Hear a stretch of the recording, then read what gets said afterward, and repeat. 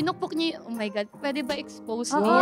Like, oh my God. Go. Pinukpok niya yung sarili niya ng base, tapos pinapaamin niya sa akin na ako yung pumukpok.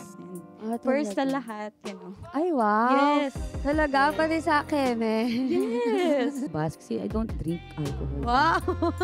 Akala ko kang lasinggera, pero but Hinaya, I don't girl. drink. Sorry, guys. talaga? Yun nga, mas maganda yung ginagawa mo for this video. Kailangan mo talaga magpaganda lang. Wala kang ibang ay intindihin. Huwag mo silang intindihin yung mga lalaki na yung mga lason yan.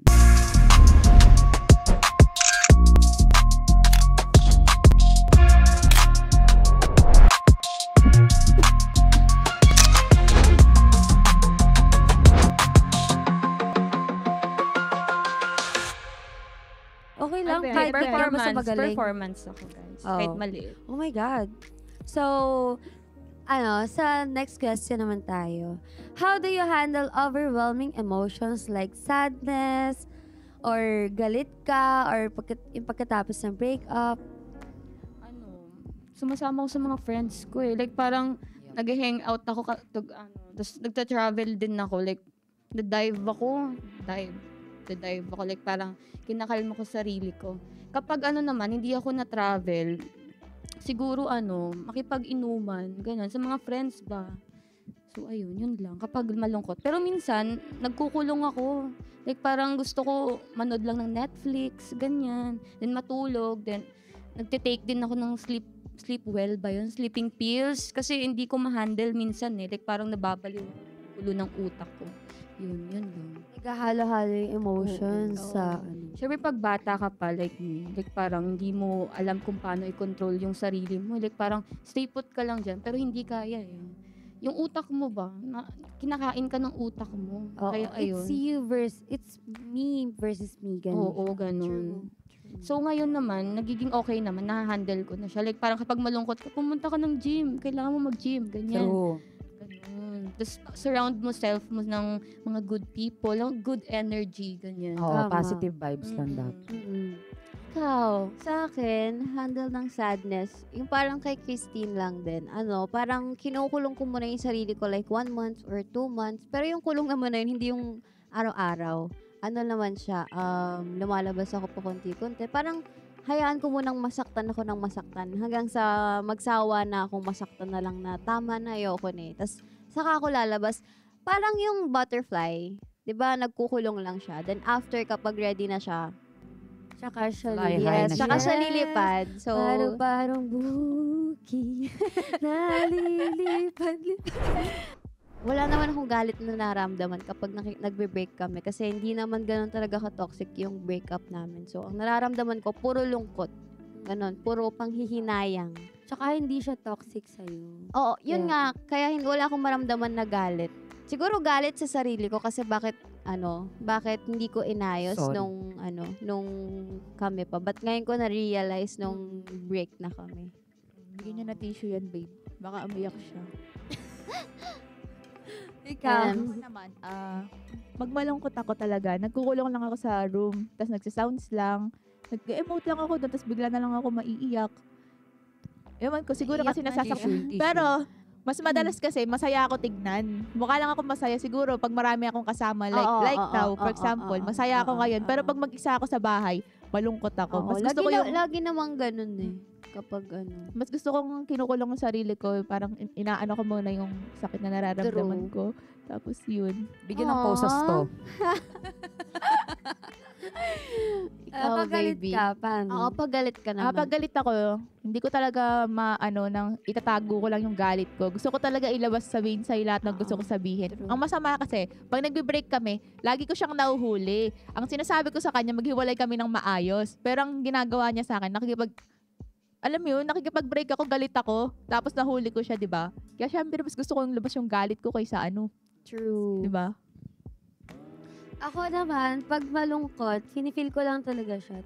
Pero hindi kasi ako yung share ng, pag ng problems ko talaga. Like, kaya ko, kaya ko kasi siya parang, isa-solve ko siya mag-isa. Pero hindi ko siya hindi ko kasi ugaling malungkot ng True, sobrang guys. tagal. Tawag dito, ganyan kami. Siguro Oo, Gemini Gemini. things. Parang itatago ko lang muna. Tapos Oo. bahala na sila kung anong mapansin nila. Tapos ay, malungkot ako, ganito, ganyan. Tapos, paglabas ko, okay na ako. Then, move forward na. Ganun, ganyan yung pinractice ko na attitude. Yung hindi ko tatambayan yung lungkot, yung problema. Kasi, there's always a way. Kasi, nasa sayo yan kung gusto mo maging masaya ngayon or mamaya. Pero okay lang maging malungkot. Feel mo lang, it's normal. Kaya, 'di ba? Pero after, dapat, you have to think about it na, okay lang ba na ganito? Na ganito ako palagi? Okay pa ba na ganyan ako? Pag nakikita ko ng tao, okay pa ba ako? Or yung sarili ko sa salamin, ganito, ganyan. 'Di ba? Parang, na lang, life is short So, ako, ina-enjoy ko na lang talaga yung Dead man na lang. yung Negative. yung life. Then pag galit ako, yung galit ko kasi minsan napupunta siya sa iyak. Naiiyak True. ako. Same. Parang pag sobrang parang nung Ako sa ganyan ex din ko, ako. babe, sobrang galit ko talaga kasi siniraan niya ako, ang dami niya sinabi na hindi totoo. Tapos syempre sa part natin, very emotional pa tayo kasi break up Bata pa lang. pa, Oo. Tapos bata pa kami nun. Nun, yung galit ko, umiiyak ako. Tapos gusto na tita ko ipa-demanda siya. Pero ayoko kasi nga, hassle. Tsaka bata pa kami nun, sinisip ko na lang, malayo naman siya, ganto ganyan. Kaya na lang, parang, ang ginawa ko nun, let go, tas move forward, and then, in-enjoy ko yung life ko. Inayan ko lang siya. Nung malungkot ako, pag malungkot kasi ako, actually seryoso to pag malungkot ako, hindi ako umiiyak sa bahay, sa kwarto. Parang ang ginagawa ko, yung way ko para matanggal yung lungkot ko, pumupunta ako sa simbahan. Hindi lang halata, guys, pero lagi akong tumatambay, lalo na kapag Gusto ko lagi ang dinidefend yung no, hindi lang halata talaga, pero yun, may nakapagsabi Sa kasi simbahan sa Quiapo. gagi, totoo, legit. Quiapo tsaka Baclaran ako, di ba, love? Nagsasabi ako sa'yo. Pumupunta ako doon, tapos doon ko lahat iniiyak. Pag galit ako, pumupunta din ako sa simbahan na doon ko nirereklamo na lahat Dadasal na, ka na lang. dinadasal ko na lang na ganito, ganyan yung nangyari sa akin. Parang ang bigat-bigat ngayon na nararamdaman ko, pero nagpapasalamat pa rin ako. Tsaka lagi kong iniisip na wala akong karapatan manghingi kay Lord kasi feeling ko napakasama akong tao Tapos ang kapal naman ng mukha ko kapag manghihingi ako sa kanya ng something, 'di ba? Kaya every time na pag nakakausap ko siya, pag pumupunta ako sa bahay niya, lagi talaga yung papasok pa lang ako, tumatayo na yung balahibo ko. Tapos paiyak, lumulod ako doon talaga sa altar ni Nazareno. Tapos doon ko lahat sinasabi hanggang sa paglabas ko, shucks, ang gaan, promise, gawin niyo yun. Gawin niyo yun. Oo, kahit naman sa bahay ka lang mag-pray. Actually, may nakapagsabi kasi sa akin, love, na hindi siya, yung pag umiyak ka sa bahay, hindi siya advisable na umiyak ka sa bahay, umiyak ka sa kwarto mo, sa unan mo, kasi yung bad energy, nag-i-stay lang dun. Kaya yung sinabi sa akin, kasi dati ganun ako umiiyak ako, yakap-yakap ko yung pillow ko, tapos iiyak lang ako, lahat dun, ibubuhos ko. Mali pala yun. Mas maganda pumunta ka sa bahay ni Lord, tapos dun mo lahat ibuhos mo lahat dun. Tapos paglabas mo, shit, ang gaan, promise. Nakwento na sabi lang din sa akin niya na yun yung magandang gawin. Hanggang sa ginawa ko siya, nakaugalian ko siya. Hanggang until now, ginagawa ko. After this, pupunta ulit ako dun. Kasi thank you, ganun. Magpapasalamat. Yun lang. Ayan. And for our last question, kailangan ba talaga ng closure para maka-move on? Or kaya mo naman mag-heal kahit wala yun? Siguro hindi na kailangan ng closure Isipin mo na lang lahat ng ginawa, di ba, na mali. Like parang enough na yun, na closure for me. Ganun. So, ayun. Yun lang. Ayoko na ng closure. Baka mamaya mag-ano pa True, magkaroon pa ng mapunta connection, pa sa iba, no? di ba, na usapan. Kaya okay na yun na hindi na nag-usap. Like parang, okay, end na. Gets. Bakit? Ang hingi ba siya ng closure sa'yo? Wala mataas yung pride ng lalaking yun. As in, like parang kahit ikaw na nga nanakit, sobrang taas pa ng pride mo. Although kahit ako binaba ko. Familiar talaga, no? Oh my God, same. Sa akin, closure. Sa amin kasi talaga, lagi kaming gano'n, nag-uusap. Kasi ako, kunyari, sinabi niyang, break kami ngayon. Okay, sige. Ako kasi, tawag dito, yung mga after ng breakup, nag-chat pa ako na bakit ganito, ganyan, etc. Yung nag-chat ako na, kausapin mo ako, ganun.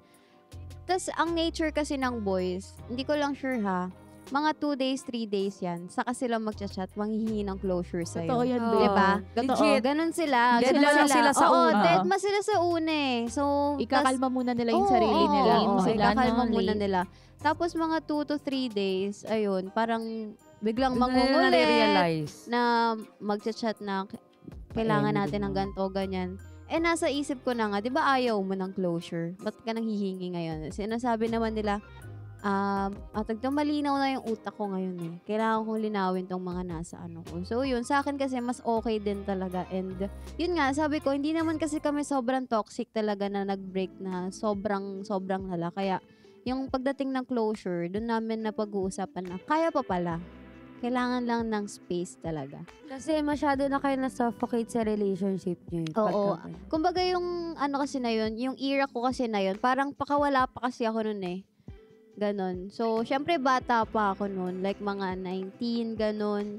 Yung era ko na yun, gusto ko mag-explore sa lahat ng bagay. So, yung... Adventure. Oo, pero hindi ko kasi siya nasasama sa ganon. Kaya parang feeling ko ang saya-saya ko pag hindi ko siya kasama sa ganong way. Pero hindi pala.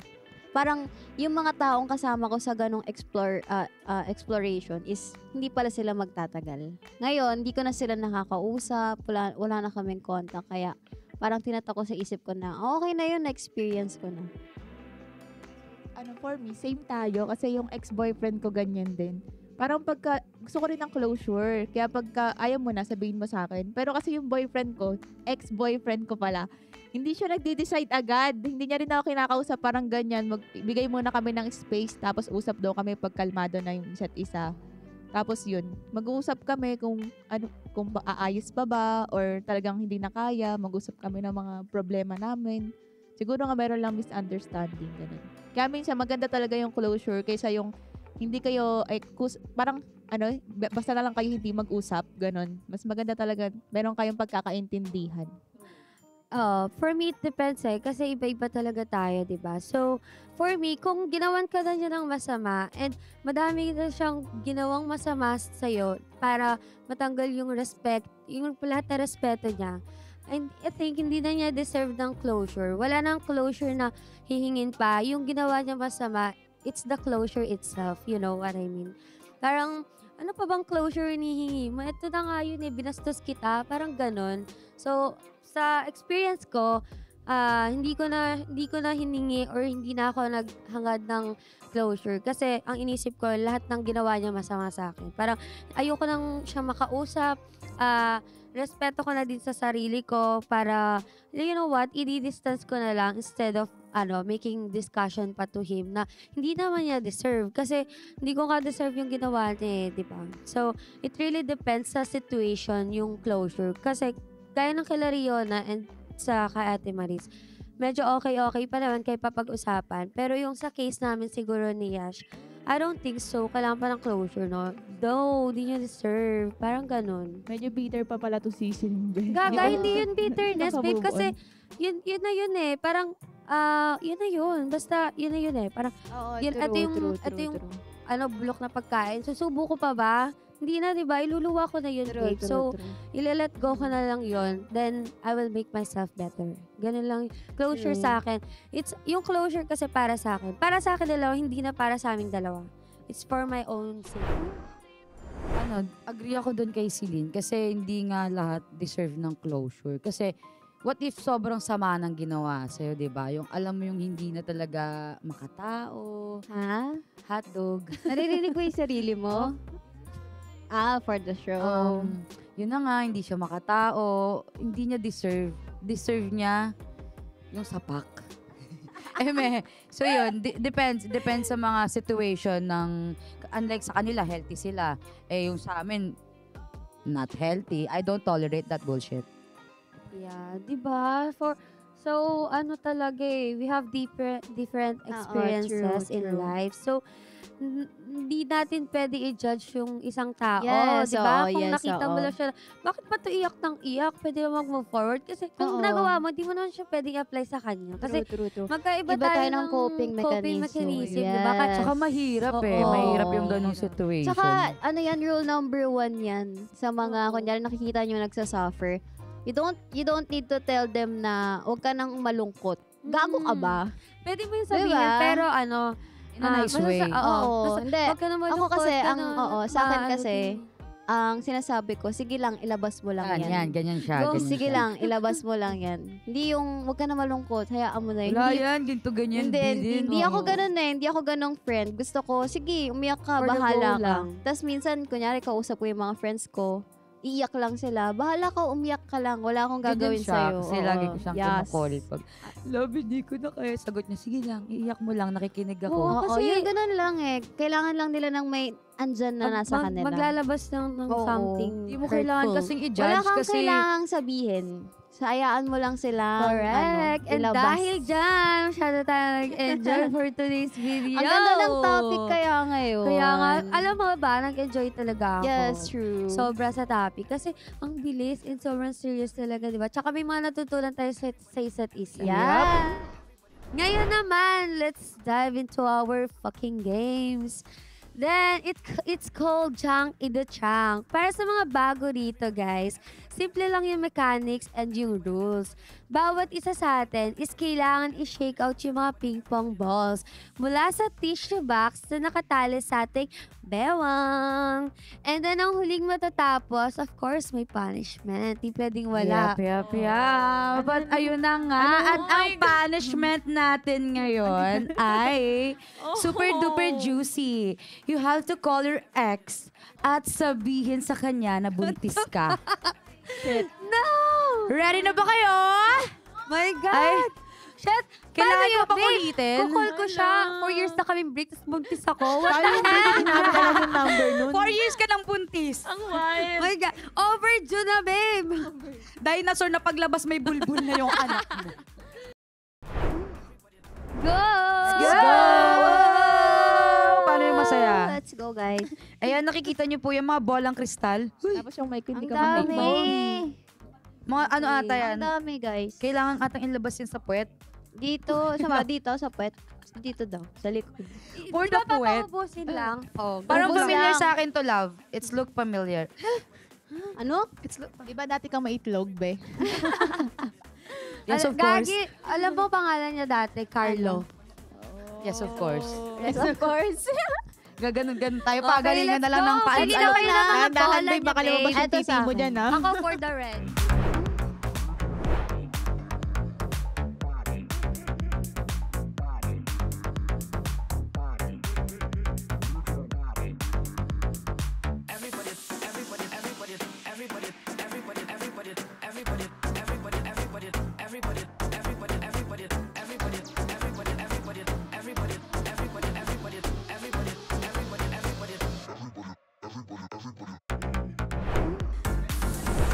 Sino?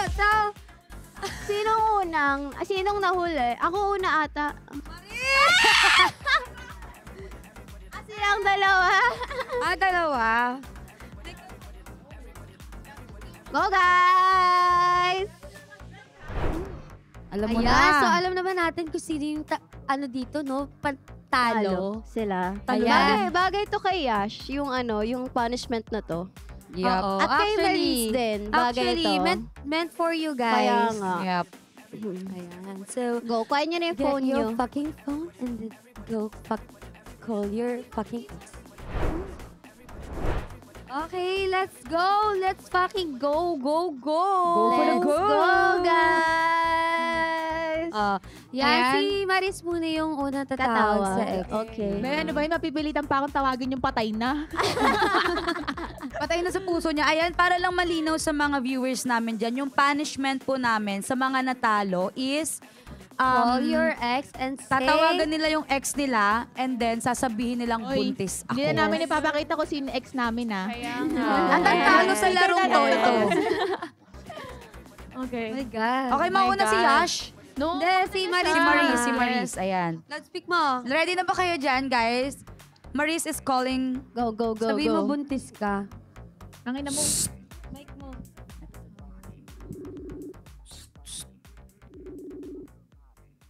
Hello? Oh. Bakit? Mga musta ka naman, be? Okay lang. Buntis ako, ikaw yung tatay. Ha? Buntis ako, ikaw yung tatay. Kupal ka ba? Hindi nga tayo nagsisex eh. Bakit? Ikaw nga yung tatay. Buntis nga ako. Hindi yan. Kupal ka. Kakakantot mo lang sa akin, di ba? Hoy, hindi nga tayo nag-ano. Hindi nga kita kinakakantot. Gago ka ba? Ikaw nga yung tatay, ano ba? Mong kinukupal. Hindi ako. Eh di sige, bye.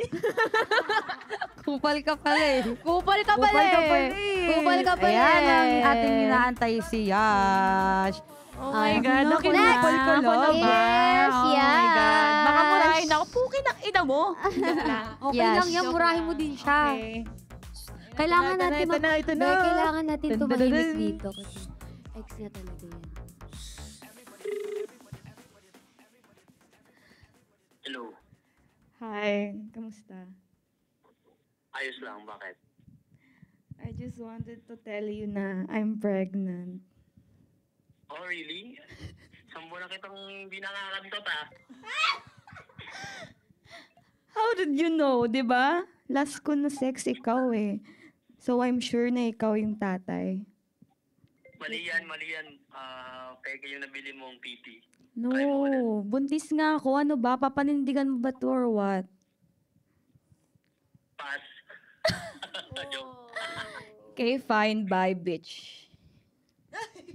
Kupal. Kupal. Kupal. Yay! Okay, bye, bitch na lang eh, no? Ayan, that was so fun! Ang galing ni Yash. Galing nun. Gago na call ni ex niya mga ako. Block Nakakatakot na kayo. naman kami. Oo. Parang nakakahiya Nakakatakot. na Oh, parang bakit hindi ko ba nakakahiya. tinawagan yung ex ko, babe? Wala, nakaka-proud din yung kaibigan natin. We're so proud. We're so proud. I-compliment mo naman yung bestie mo. Grabe ka Ganda naman. ng kaibigan natin, tinawagan niya Matalo yung ka ex lang, niya. ano. Yash, thank you so much for joining Thank you, us. guys. And sa mga Yes. share mo experiences, kahit na, you know what, medyo private and stuff, di ba? Then, bago tayo matapos, pasalamatan natin si Yash, everyone, for being a good guest today. Very sporty. Ayan, let's also share our social media accounts para ma-follow tayo ng kakwentuhan natin. Yash, ikaw muna. Okay, social media ko. Instagram, follow me on Miss.Yash. Yun lang. Ayan, syempre, TikTok, Instagram, Facebook, and Twitter is Catriona Lay. And follow me on my Instagram and Facebook. Just search Mariza Ariola. And ayan po, it's your girl Arkidoa sa Facebook and sa IG is Carlin Arkidoa. See you there. And you can follow me, guys, also on my social media accounts on CRSTNMR and PNGL on IG. And on Facebook naman is Christine Marie. Of course, guys, huwag nyo din kalimutan i-follow ang aming Facebook and Instagram account at Pillow Talk by One Take Studio. Thanks for listening and we'll see you in the next episode. Bye!